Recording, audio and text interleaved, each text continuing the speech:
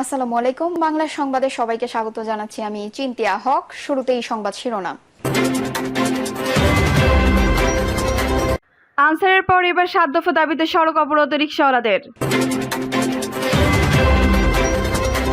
রাতে আন্দোলন করা ৩৫২ আনসার পুলিশ হেফাজতে হচ্ছে মামলা। জানাবো চূড়ান্ত বিপদ সময়ের কাঁপতে হৃদয়ের পানি, খোলা রয়েছে ১৬টি জলকপাট। জামায়াত ছাত্র শিবির নিষিদ্ধের প্রজ্ঞাপন মঙ্গলবার প্রত্যাহার হচ্ছে। এবং সর্বশেষ জানাবো রিমান্ডে নেতাদের উপলব্ধি, শেখ মুজিবকে আওয়ামী লীগ সম্পদ বানানো ভুল ছিল, শপথ ভঙ্গ করেছিলেন সাবেক প্রধানমন্ত্রী। দর্শক শুনছিলেন সংবাদ শিরোনাম, এখন বিস্তারিত।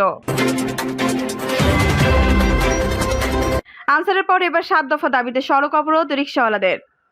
আনসারদের আন্দোলনে ব্যর্থ হওয়ার পর এবার রাজধানীর রাস্তায় ব্যাটারি ও মোটরচালিত রিকশা চলাচল বন্ধ করা সহ ৭ দিনে শাহবাগ মোড়ে অবস্থান নিয়েছেন প্যাডেল চালিত রিকশাওয়ালারা, আন্দোলনরত চিকিৎসকরা। আন্দোলনরত রিকশা চালকদের দাবিগুলো ঢাকা দক্ষিণ সিটি কর্পোরেশনের মতো ঢাকা উত্তর সিটি কর্পোরেশন থেকে রিকশা মালিকরা নতুন লাইসেন্স প্রদান ও পুরাতন লাইসেন্স নবায়ন করতে হবে। সরকারের রাজস্ব বৃদ্ধি করার লক্ষ্যে ও বৈধ লাইসেন্সধারী রিকশা পেশাজীবীদের স্বার্থে ঢাকা উত্তর দক্ষিণ সিটি কর্পোরেশন থেকে চালক লাইসেন্স প্রদান করতে হবে। অসুস্থ চালকদের ফ্রি ফাইডে মেডিকেল চিকিৎসা প্রদান করতে হবে। ঢাকা উত্তর দক্ষিণ সিটি কর্পোরেশনের লাইসেন্স প্রাপ্ত রিকশা পেশাজীবীদের ব্যবসায়িক ট্রেড লাইসেন্স প্রদান করতে হবে। এছাড়া এককালে রিকশা বাঙালি মুলুকের প্রাচীন বাহক হিসেবে নৌকা, পালকি, ঘোড়ার গাড়ি এর মতো রিকশা চালকের ঢাকা উত্তর সিটি কর্পোরেশনের ন্যায় ঢাকা দক্ষিণ সিটি কর্পোরেশন ও জাতীয় জাদুঘরে স্থান দিতে হবে। বৈষম্যবিরোধী ছাত্র আন্দোলনে যেসব বীর নিহত হয়েছেন ও যারা বিভিন্ন হাসপাতালে চিকিৎসাধীন আছেন তাদেরকে বিগত সরকারের আমলে দুর্নীতিবাজদের অর্থ সম্পত্তি বাজেয়াপ্ত করে সংগৃহীত অর্থ দিয়ে পরিবারকে পুনর্বাসন ও আহতদের সুচিকিৎসা প্রদান করতে হবে। এবং বিগত সরকারের সময়কালে ঢাকা উত্তর সিটি কর্পোরেশনের মেয়র ও সরকার দলীয় চাঁদাবাজের আধিপত্য বিস্তার করে রাজধানীর গুলশান, বানানী, বাড়িধারা এলাকায় অন্যান্য বেআইনিভাবে বিশেষ পোশাকে রিকশা পরিচালনা করে আসছিল সেসব রিকশাওয়ালাকে বন্ধ করে দিয়ে পায়ে চালিত বৈধ রিকশাকে চলাচলের সুযোগ দিতে হবে। এর আগে গতকাল চাকরি জাতীয়করণের দাবিতে প্রেস ক্লাবের সামনে সড়ক অবরোধ করে সমাবেশ করেন কয়েক হাজার আনসার সদস্য। পরে রাতে সচিবালয় অবরুদ্ধ করে বিক্ষোভ করেন তারা। এ নিয়ে সংঘর্ষ হয়। এক পর্যায়ে ছাত্র জনতার প্রতিরোধের মুখে টিকতে না পেরে পালিয়ে যায় আনসার সদস্যরা। রাতে আন্দোলন করা ৩৫২ আনসার পুলিশ হেফাজতে হচ্ছে মামলা।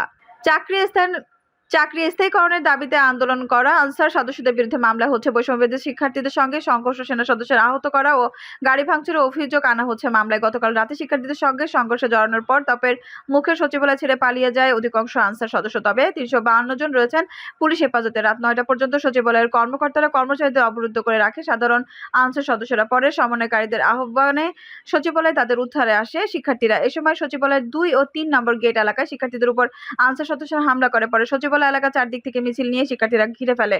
অতিরিক্ত পুলিশ সদস্য, বিজিবি ও সেনাবাহিনী মোতায়েন করা হয়। শিক্ষার্থীরা এ সময় অধিকাংশ আনসার সদস্যকে পালিয়ে যাওয়ার সুযোগ করে দেন। তবে পালানোর সময় বিক্ষিপ্তভাবে বিভিন্ন স্থানে হামলা ও মারধরের শিকার হন আনসার সদস্যরা। পরে পুলিশ হেফাজতে নেওয়া হয় ৩ শতাধিক আনসার সদস্যকে। তাদের শাহবাগ, রমনা, পল্টন ও মতিঝিল সহ আশপাশের থানায় নিয়ে যাওয়া হয়। রাত ২:৩০ পর্যন্ত সচিবালয় গেট থেকে আটক আনসার সদস্যদের পুলিশের ক্রুজার ভ্যান নিয়ে বিভিন্ন থানায় নেওয়া হয়। চূড়ান্ত বিপদ সীমায় কাঁপতে হৃদয়ের পানি, খোলা রয়েছে ১৬টি জলকপাট। কাপ্তাই হ্রদের পানির স্তর চূড়ান্ত বিপদসীমায় পৌঁছেছে। এই অবস্থায় কাপ্তাই বাঁধে ১৬টি জলকপাট রোববার ২৫ আগস্ট রাত থেকে আবারও খুলে দেওয়া হয়েছে, যা এখনো অব্যাহত রয়েছে। প্রথমে রোববার সকাল ৮টায় গেটগুলো খুলে দিয়ে ৬ ঘন্টা পর দুপুর ২টায় বন্ধ করে দেওয়া হয়। পরবর্তীতে রাত ৭টা ১৫ থেকে আবারও ১৬টি গেট ৪ ইঞ্চি করে খুলে দেওয়া হয়। সোমবার সকালে আরও ২ ইঞ্চি বাড়িয়ে ৬ ইঞ্চি করা হয়েছে।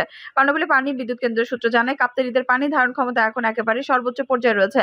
সোমবার সকাল ১০টায় হ্রদের পানির উচ্চতা ১০৮.৮৪ MSL রেকর্ড করা হয়েছে, যা বিপদসীমা চূড়ান্ত পর্যায়ে রয়েছে। কাপ্তাই হ্রদের পানি ধারণ ক্ষমতা ১০৯ MSL। গেট খুলে দেওয়ার প্রতি সেকেন্ড ৯,০০০ কিউসেক ফিট পানি নিষ্কাশন হচ্ছে। কাপ্তাই পানি বিদ্যুৎ কেন্দ্রের ব্যবস্থাপক ATM আব্দুল হাজ্জাকে বলেন, পানির স্তরে অস্বাভাবিকভাবে বৃদ্ধি পেলে স্পিলওয়ের গেট খোলার পরিমাণ পর্যায়ক্রমে বাড়ানো হবে। জামায়াত শিবির নিষিদ্ধের প্রজ্ঞাপন মঙ্গলবার প্রত্যাহার হচ্ছে। বাংলা জামায়াত ইসলামী ও ইসলামী ছাত্র শিবির নিষিদ্ধ করে স্বরাষ্ট্র মন্ত্রণালয় থেকে দেওয়া প্রজ্ঞাপন আগামীকাল মঙ্গলবার প্রত্যাহার হচ্ছে বলে জানিয়েছেন দলটির আইনজীবী অ্যাডভোকেট মোহাম্মদ শিরবিন মনির। সোমবার ২৬ আগস্ট সাংবাদিকদের এই কথা জানান তিনি। গতকাল ১ আগস্ট সরকারের নির্বাহী আদেশে বৃহস্পতিবার এই সংক্রান্ত প্রজ্ঞাপন জারি করেছে স্বরাষ্ট্র মন্ত্রণালয়।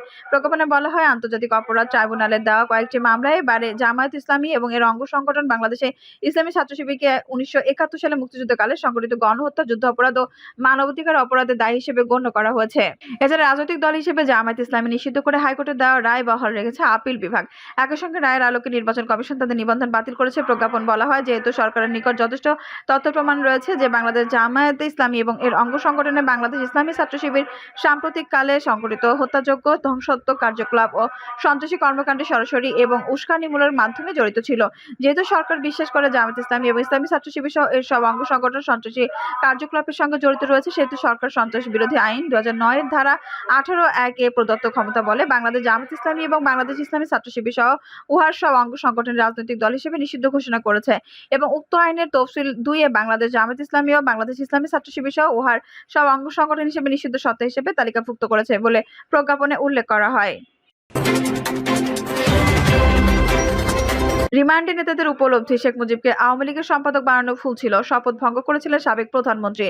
জাতির পিতা শেখ মুজিবুর রহমানের দেশের সম্পদ না বানিয়ে আওয়ামী লীগের সম্পদ বানিয়েছিল সাবেক প্রধানমন্ত্রী। এটা ছিল সাবেক প্রধানমন্ত্রী শেখ হাসিনার ভুল সিদ্ধান্ত।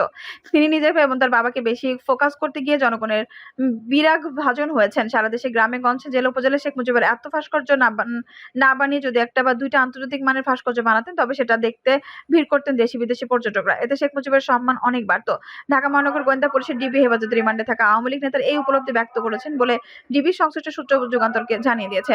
সূত্র জানায়, রিমান্ডে থাকা ন্যাশনাল টেলিকমিউনিকেশন মনিটরিং সেন্টারের সাবেক মহাপরিচালক মেজর জেনারেল জিয়াউল আহসান বলেন, একজন সাইলেন্ট কিলার অসংখ্য গুম খুনের সঙ্গে জড়িয়ে আছে। বিতর্ক এই সাবেক সেনা কর্মকর্তার নাম। একে একে বেরিয়ে আসছে তার অন্ধকার জীবনের নানা ঘটনা। অপরদিকে রিমান্ডে থাকা সাবেক আইনজীবী মন্ত্রী আনিসুল হক ডিবিকে জানিয়েছেন, রাগ অনুরাগের বশবর্তী হয়ে বিভিন্ন সময় একগুঁয়েমি সিদ্ধান্ত নিয়ে শেখ হাসিনা তার শপথ ভঙ্গ করেছেন। জিয়াউল আহসান জানান, বিভিন্ন অপারেটরের মোবাইল ফোনের সফটওয়্যারে ঢুকে নিয়ন্ত্রণ নেওয়ার চেষ্টা চালিয়েছিল এনটিএমসি। গ্রেপ্তারকৃত আওয়ামী লীগ নেতাদের কাছ থেকে প্রাপ্ত তথ্যের ভিত্তিতে ডিবি জানায়, শেখ হাসিনার স্বৈরতান্ত্রিক মানসিকতার কারণে আজ দেশের এই অবস্থা হয়েছে। তিনি কোনো মন্ত্রী, প্রতিমন্ত্রী, উপদেষ্টা নেতাদের সঙ্গে কথা শুনতে চাইতেনও না। এভাবে হোক তার ক্ষমতায় থাকতে হবে, এই মানসিকতা ছিল শেষ পর্যন্ত।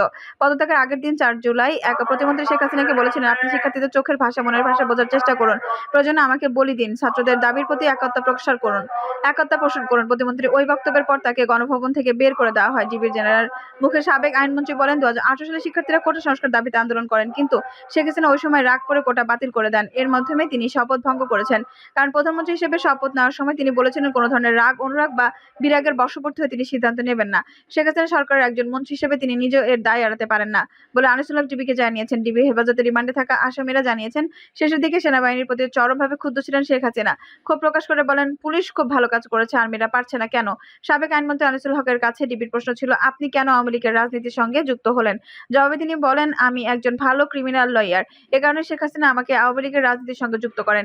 এই সময় ডিবি কর্মকর্তা বলেন, আপনি একজন ক্রিমিনাল। আনিসুল হককে প্রশ্ন করা হয়, বিভিন্ন সময় আপনারা বিদেশিদের উদাহরণ দিয়েছেন, কিন্তু বিদেশি রাজনীতিবিদরা দেশের স্বার্থে প্রায়ই পদত্যাগ করেন, কিন্তু আপনারা কেন বারবার পদ আঁকড়ে থাকছেন? এই সময় চুপ থাকেন তিনি। পরে তাকে প্রশ্ন করা হয়, আপনারা বলেছেন দেশ সিঙ্গাপুর হয়ে গেছে, কিন্তু সামান্য অসুস্থ হলে আপনারা বিদেশে চেকআপের জন্য কেন যান? আর জবাবে তিনি বলেন, ওটা বলার জন্য বলছি। রিমান্ড প্রাপ্তদের জিজ্ঞাসাবাদের কৌশল সম্পর্কে জানতে চাইলে সংশ্লিষ্ট গোয়েন্দা কর্মকর্তা বলেন, আসামিদের প্রথম 2-1 দিন আমরা তেমন কিছু জিজ্ঞাসা করি না। জিজ্ঞাসাবাদ করা না হলে তারা বেশি ভয় পায়, মনে করে ফের রিমান্ডে নেওয়া হতে পারে তাদের। যখন জিজ্ঞাসাবাদ করি তখন তারা আমাদের দেখে না, আমরাও তাদের দেখি না। জিয়াউল আহসানের মোবাইল ফোনে অনেক অপকর্মের তথ্য আছে জানিয়ে গোয়েন্দারা বলেন, আমরা তাকে গ্রেপ্তারের সময় তার মোবাইল ফোন উদ্ধার করতে পারিনি, সেটি উদ্ধারের চেষ্টা চলছে। তারা বলেন, এনটিএমসির মহাপরিচালক থাকাকালীন বিভিন্ন মোবাইল কোম্পানির সফটওয়্যারে ঢুকে নিয়ন্ত্রণ চাওয়ার চেষ্টা করছে। এক্ষেত্রে আর্টিফিশিয়াল ইন্টেলিজেন্সকেও কাজে লাগানো হয়েছে, কিন্তু মোবাইল অপারেটর সেটি বুঝতে পেরে বারবার আপডেট দিয়েছে। এ কারণে পুরোপুরি সফল হওয়া যায়নি। গ্রেপ্তারকৃত সাবেক ডেপুটি স্পিকার শামসুল হক টুকুর কাছে প্রশ্ন ছিল, আপনি বাম রাজনীতির মাধ্যমে বৈষম্য বিরোধী আন্দোলন করেছেন, পরে আওয়ামী লীগের রাজনীতিতে যোগ দিয়ে বৈষম্যের মাধ্যমে অবৈধ সম্পদের মালিক হচ্ছেন কেন? জবাবে টুকু বলেন, আমার কোনো অবৈধ সম্পদ নেই, আমার বাবার ব্যবসা ছিল, আমার যা সম্পদ সবই ব্যবসার মাধ্যমে অর্জিত। তিনি বলেন, আমি যখন স্বরাষ্ট্রমন্ত্রী ছিলাম তখন মন্ত্রী ছিলেন অ্যাডভোকেট সাহারা খাতুন, যা করার তিনিই করেছেন। তিনি যখন ডিবি কর্মকর্তা হলেন, সাহারা তেমন কোনো লোকজন ছিল না, তখন যা লুটপাট হয়েছে তা আপনার লোকজনই করেছে, আপনার অজান্তে কিছু হয়নি। ডিবি জিজ্ঞাসা করে সালমান এফ রহমান বলেন, আমাকে আটকে রাখলেন, আমার বিভিন্ন প্রতিষ্ঠানে কর্মরত 80,000 লোক বেতন পাবে না, বিভিন্ন ব্যাংক থেকে যে ঋণ নেওয়া হয়েছে সেই ঋণের কিস্তি দিতে পারবো না, এতে দেশেরই ক্ষতি হবে, তাই আমাকে ছেড়ে দিন, আমি দেশ ঠিক করে দেব। এই সময় ডিবি কর্মকর্তা বলেন, আপনি ঠিক করলে এখানেই করুন, কোর্টে গিয়ে কথা বলুন, কিন্তু আপনাকে ছাড়া হবে না। একের পর এক মামলার কমপক্ষে 1 বছর আপনাকে রিমান্ডে থাকতে হবে। সালমান এফ রহমানের কাছে ডিবির জিজ্ঞাসা, গত নির্বাচনের আগেই তো আওয়ামী লীগ সরকারের পতন হওয়ার কথা ছিল, তখন হয়নি কেন?